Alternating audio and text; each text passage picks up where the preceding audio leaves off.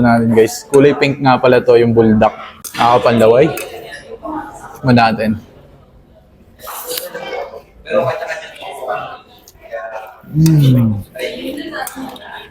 Anghang. Anghang. Abo. Ito po nga.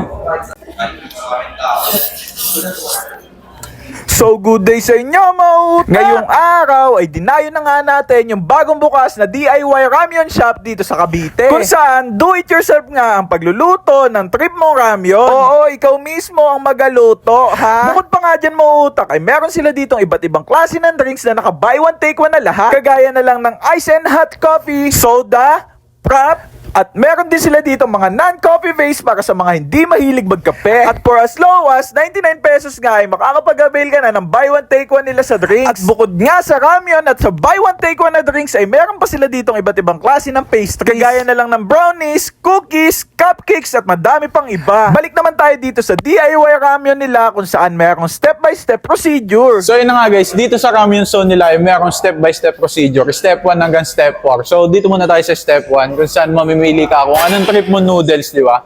Ayan, kuha tayo dito ng mga ganito. Mga lutuan, pot, kutsara, tinidor, chopstick. After neto, dun tayo sa step 2. Next step 2 tayo. Kung saan pipili tayo ng toppings para dun sa napili nating ano.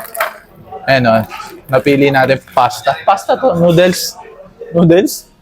Ayan, pili tayo ng toppings. Meron sila dito ng iba't ibang klaseng toppings. Crab, veggie balls, fish cheese tofu, gindara tofu, mini sausage, golden cheese ball, shrimp, at madami pang iba. Ilang beses pa lang ako nagaganto, so pipiliin lang natin yung mga pamilyar tayo.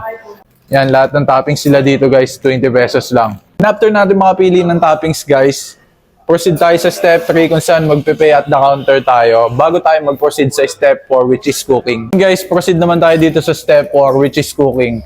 Ayun guys, kung di naman kayo familiar at kung first timer kayo, nandito naman yung mga staff nila na mabait na mag-guide sa inyo. At lahat ng yan mauutak ay dito nyo lang matatagpuan kay Coffee Mo by JK. Nag-ooperate sila 11 AM to 11 PM. Isa pa sa nagustuhan ko dito ay napakaganda at napakalinis ng dining area nila. Wi-Fi ready na nga din pala sila dito, kaya kung may kailangan ka tapusin na office work man o school work ay perfect tong lugar na to. Hello po, in-invite po namin kayo dito sa Cafe Moo by JK. Dito lang po kami sa May Tansa, Daang Amaya 1, Antero Highway. Katabi lang po kami ng JK Samgipsal 199. Tansa branch at in front lang po kami ng family clinic.